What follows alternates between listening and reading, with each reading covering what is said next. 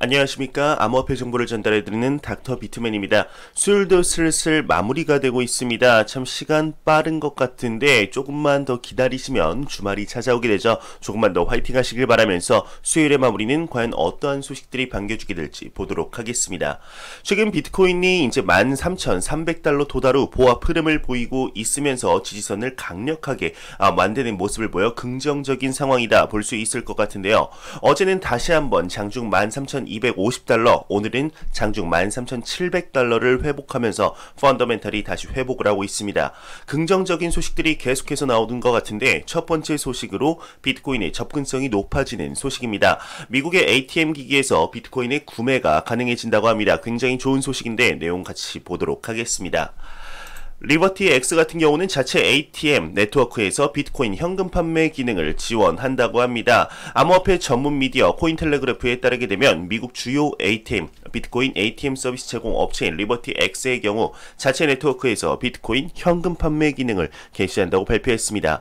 이에 따라서 판매자의 경우 미국 전역에 설치된 리버티 X의 5천여 개의 ATM을 통해 비트코인을 판매할 수 있다. 그리고 현금으로 환전할 수 있다고 하고 있는데요. 현재 비트코인의 강세장에 따라서 보다 간편한 루트를 투자자들이 찾고 있다며 이를 강조했습니다. 현재 비트코인의 ATM의 경우는 미국뿐만 아니라 유럽 쪽에서 계속해서 확산이 되고 있는 것을 확인할 수가 있습니다. 안타깝게도 우리나라 대한민국에는 아직 비트코인 ATM이 없는 것으로 확인이 되죠. 우리나라에서 이러한 소식을 접할 수 있으면 좋겠다 생각이 들게 됩니다. 이러한 접근성이 높아지는 소식은 굉장히 이제 긍정적이다 볼 수 있을 것 같은데 또 현재 비트코인이 역사적으로 $10,000 이상에서 유지하는 기간이 가장 긴 시간, 롱텀을 보내고 있습니다. 그만큼 암호화폐 시장에 대한 인식이 조금은 달라졌다고 볼 수 있을 것 같은데요. 이러한 상황일수록 애널리스트들의 의견은 계속해서 나오기 마련이죠. 오늘은 비트코인이 2년 만에 최대 매수 시그널이다 언급한 애널리스트가 있습니다. 같이 보도록 하겠습니다. 한 애널리스트 같은 경우는 비트코인이 24개월 만에 최대 매수 시그널이다 언급을 했습니다. 데일리 호들에 따르게 되면 데이터데스의 설립자이자 유명 암호화폐 애널리스트 니콜라스 머텐의 경우는 현재 비트코인이 24개월 즉 2년 만에 가장 큰 매수 시그널을 보내고 있다 이렇게 진단을 했습니다. 그는 비트코인의 주간 차트가 13,000달러 이상으로 마감을 했는데 이는 2018년 1월 중순 이후 최고 종가라고 설명을 했습니다. 이어 비트코인이 오랜 기간 11,000달러 저항대에 부딪혀 왔기 때문에 이 수치가 더욱 의미가 있다 이야기를 하면서 이제 매도 압력이 크지 않다고 덧붙였다고 하는데요. 현재 암호화폐 시장의 상승 시그널이 계속해서 나오며 비트코인에 포함한 암호화폐 시장 전체의 펀더멘탈이 높아지고 있는 상황이죠. 얼마 전에는 이더리움의 채굴자들이 상승 랠리에도 팔지 않았다는 내용이 나왔는데 이는 비트코인의 채굴자들도 마찬가지가 아닐까 생각이 듭니다. 현재 트랜잭션 최고치 0.1BTC 지갑수 최고치 현물 파생 상품 거래소 벡트의 거래량 또한 최고치 전 세계의 암호화폐 시장에 대한 인식의 재고 등 모든 것들이 최고치에 도달하는 이 시점 과연 암호화폐 시장의 앞날은 어떻게 될지 기대가 되는데요. 네, 이러한 상황 속 또다시 사상 최고치를 기록한 것이 나왔습니다. 어떤 것이 사상 최고치를 기록했는지 보도록 하겠습니다. 비트코인의 고래수가 사상 최고치를 다시 한번 기록을 했습니다. 비트코인의 고래의 경우 거의 800만 BTC를 소유하고 있으며 매도를 서두르지 않는 것으로 보인다 언급을 하고 있습니다. 지난주 가격 상승 랠리 속 비트코인의 고래의 숫자가 다시 한번 최고치를 기록했다고 하는데 이 소식을 2주 전쯤에 했던 것 같은데 다시 한번 최고치에 도달하는 것이 의미가 있지 않을까 생각이 듭니다. 10월 20일까지 최소 1000BTC를 보유한 비트코인의 주소수가 2100여 개에서 현재 2200여 개로 늘어났다고 합니다. 이를 근거로 현재 공급량의 약 12%에 해당하는 223만 BTC를 보유하고 있다 추측을 할 수 있을 것 같은데요. 그 밑에 내용은 그리 중요한 내용이 아니기에 넘어가도록 하겠습니다. 현재 고래들이라고 불리는 사람들이 누굴지 생각을 해본다면 개인적인 생각으로 기관 투자자들이 아닐까 생각이 듭니다. 물론 자금력이 풍부한 개인들도 있겠지만 현재 기관들의 투자 통로로 불리우는 그레이스케일의 GBTC 펀드의 경우 계속해서 자금이 들어오고 있다 내용이 나올 뿐만 아니라 기관 투자자들의 문의가 빗발치는 쏟아지고 있다. 문의가 계속해서 오고 있다라는 내용들이 나오고 있죠. 현재 기관들이 암호화폐 시장에 관심을 가지며 실질적인 투자가 이루어지고 있다는 점, 현재 계속해서 이어지는 달러의 약세로부터 자산을 지키기 위한 디지털 금으로서의 인식이 확산되고 있다는 점들을 볼 때 암호화폐 시장 이제부터가 시작이다라는 생각이 드는 것 같습니다. 이와 더불어 한 설문조사가 나왔습니다. 기관 투자자의 36%가 이미 암호화폐 투자에 경험이 있다고 합니다. 이것 또한 놀라운 소식인데 내용 보도록 하겠습니다. 한 설문조사에서는 기관 투자자 36%는 이미 암호화폐 투자 경험이 있다 언급이 나왔습니다. 한 설문조사에 따르면 기관 투자자의 36%가 직간접적으로 투자 경험이 있다고 하는데, 코인텔레그래프의 컨설팅 팀의 경우는 기관 투자자들의 디지털 자산에 대한 심도 있는 이해를 얻기 위해 8명의 저자가 작성한 70여 페이지 분량의 연구 보고서를 발간하였습니다. 여기에는 다수의 메이저 거래소들이 서포트를 했다고 하는데, 디지털 자산에 대한 기관의 수요 발견 보고서의 경우는 부유한 투자가들이 이미 소유하고 있는 암호화폐와 향후 몇 달 안에 어떤 암호화폐를 구입할 계획인지 살펴보고 있다고 합니다. 조사에 참여한 55개의 포트폴리오 할당자가 관리 중인 총 자산은 719억 유로로 하나로 약 95.9조 원이라는 자금이라고 합니다. 엄청난 숫자인데요. 이 숫자의 경우는 암호화폐 시장 전체의 시가총액 2배라고 하네요. 이 중 36%가 직간접적으로 암호화폐 시장에 투자를 하고 있다는 것이죠.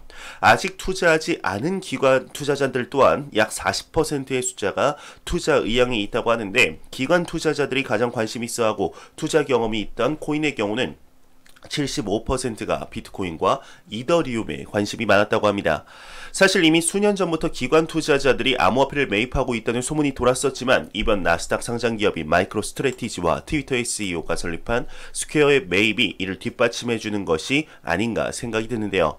현재 기관들의 수요가 물밀듯이 몰리며 이 36%의 숫자에 포함되어 있는 기관들이 암호화폐에 추가적인 투자가 이어질 수 있을 뿐 아니라, 아직 투자를 하고 있지 않은 투자자들의 경우 투자 가능성이 굉장히 높다고 생각이 드는데, 전 세계 기관들의 자금 5%가 암호화폐 시장에 유입이 된다면 비트코인이 5만 달러에 도달할 수 있다는 보고서가 나온 만큼 암호화폐 시장에 찾아올 상승장에 기대를 해보도록 하겠습니다. 현재 암호화폐 시장의 급등 후 사람들의 심리도 당연히 바뀌겠죠. 제가 항상 내용 마지막에 보여드렸던 공포 탐욕 지수의 경우도 탐욕 단계로 올라섰는데, 트위터의 심리 또한 180도 바뀌었다고 합니다. 내용 보도록 하겠습니다. 센티멘트 같은 경우는 비트코인 급등 후 트위터 심리가 긍정으로 180도 반전이 되었다고 합니다. 암호화폐 분석 회사인 센티멘트의 경우는 트위터를 통해서 비트코인이 급등 후 트위터상의 암호화폐 심리가 긍정으로 180도 바뀌었다 언급을 했는데요. 얼마 전 중국의 웨이보의 비트코인 급등이 실시간 검색어에 오를 뿐만 아니라 일본의 트위터 또한 비트코인의 검색량이 굉장히 높아졌는데, 비트코인의 검색량 같은 경우는 안타깝게도 우리나라에서 이런 현상이 없었죠. 우리나라 대표 미디어인 네이버의 실시간 검색어에 비트코인 급등이 뜨는 날이 하루빨리 찾아왔으면 좋겠습니다. 이러한 긍정적인 상황 속 안 좋은 소식이 한 가지 나왔습니다. 바로 암호화폐 시장에 도사리고 있는 위협인데요. 바로 해킹이죠. 전세계 1위 거래소 바이낸스뿐만 아니라 우리나라의 대표 거래소인 빗썸 또한 해킹의 위험에서 벗어나지 못했었습니다. 이번에는 요즘 신흥 트렌드로 자리 잡은 디파이 플랫폼이 공격을 당해 더욱 충격을 안겨주고 있는데, 내용 한번 보도록 하겠습니다. 디파이 플랫폼 하베스트 파이낸스 같은 경우도 공격을 당했다고 합니다. 디파이 이자 농사 프로토콜 하베스트 파이낸스의 경우는 최근 악의적인 행위자에 의해 공격을 당한 것으로 알려졌습니다. 현재 트위터로 상황을 계속 알리는 중인데, 커브 Y라는 풀에서 공격이 수행이 되어진 것으로 보이고 있다고 트위터에 이러한 글을 남겼습니다. 우리는 스테이블 코인 및 BTC 풀에 대한 경제적 공격을 완화하는 문제에 적극적으로 노력하고 있다. 추가 정보 나오는 대로 실시간 업데이트 예정이다. 언급을 한 것이죠. 많은 양의 자산이 예치 및 인출이 되었다고 하는 것을 보니 실질적인 피해 또한 있는 것으로 보이는데요. 현재 자금이 얼마나 손실이 되었는지 여부는 불분명하지만 피해 관련 자금의 출금이 이루어지고 있다고 합니다. 현재 하베스트 파이낸스의 경우는 자체 팜 토큰을 보유하고 있지만 현재 사건이 벌어지면 급락을 하고 있다고 합니다. 이처럼 디파이의 해킹 사건으로 인해 안 그래도 디파이 시장을 떠나는 사람들이 더욱 증가하지 않을까 하는 우려가 드는데 이러한 상황 속 디파이 간에서 항상 조심해야 한다 언급한 인물이 있습니다. 한번 보도록 하겠습니다.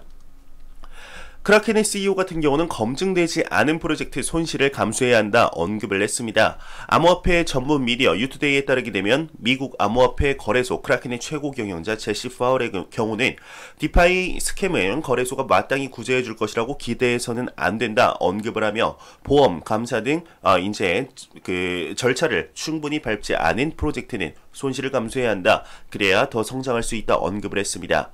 디파이 플랫폼의 첫 번째 해킹 사건인 만큼 마무리가 어떻게 되느냐가 참 중요할 것 같은데 잘 마무리되었으면 좋겠습니다. 매일같이 나오는 리플 XRP에 관한 소식이 오늘도 또한 나왔습니다. 요즘 리플의 CEO 브래드 갈링하우스 빵영이 이런저런 언급들을 많이 하는 것 같은데 오늘은 코인베이스의 CEO에 관해서 언급을 했습니다. 내용 같이 보도록 하겠습니다.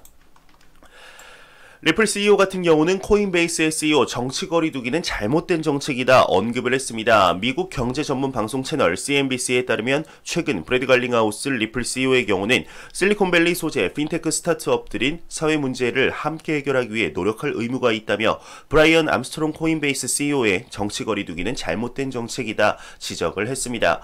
이와 관련해 그는 리플의 경우 다가오는 미국 대선을 위해 직원들에게 투표와 자원봉사를 할 수 있는 유급 휴가를 제공할 수 있다라며 깨알같이 리플사를 자랑한 것인데 뭔가 귀여운 매력 또한 뿜어내고 있는 것 같습니다. 이 이야기의 경우는 코인베이스의 CEO 브라이언의 경우 사내 정치 거리두기를 선언한 적이 있습니다. 하지만 바이든 민주당 대선 후보를 향한 정치적 견해를 드러낸 행보를 이야기한 것인데요. 말과 행동이 다른 모습을 보이기에 이러한 내용들이 나오는 것이 아닌가 생각이 듭니다. 그건 그렇고 빵영의 경우는 최근 이런저런 이슈에 한마디씩 코멘트를 하고 있는 것 같은데 XRP의 가격에 중요한 코멘트 좀 날려주었으면 좋겠다. 작은 소명이 있네요. 참 안 오르는 것 같습니다. 안보감은 섭섭하겠죠. 크립토 공포 탐욕 지수입니다. 이제 전날보다 1포인트 내린 75포인트를 기록했는데 극단적 탐욕에서 탐욕 단계로 전환이 되었습니다. 아직 비트코인의 상승분이 적용이 되지 않은 것 같죠. 내일이면은 조금 더 오를 것 같은데요. 지금 10월도 슬슬 마무리가 되고 있습니다. 이제 11월이 찾아오죠. 11월의 시작은 한 80포인트 정도에서 시작을 했으면 좋겠다는 생각이 들게 되네요. 이 공포탐욕 지수 같은 경우는 이제 유동성 거래량 25%씩, 언급량 설문조사 15%씩, 비트코인 터미너스 구글 검색량 10%를 기준으로 산출이 되게 됩니다. 제가 준비해온 소식은 여기까지입니다. 영상이 도움이 되셨다면 구독과 좋아요 그리고 광고 한 편만 처음부터 끝까지 시청해 주시기 바랍니다. 이 채널은 오직 광고 수익으로 운영이 되게 됩니다. 항상 영상 시청해 주시는 시청자분들, 구독자분들 너무나 감사합니다. 저는 다음 영상으로 찾아뵙도록 하겠습니다. 지금까지 닥터 비트맨이었습니다. 감사합니다.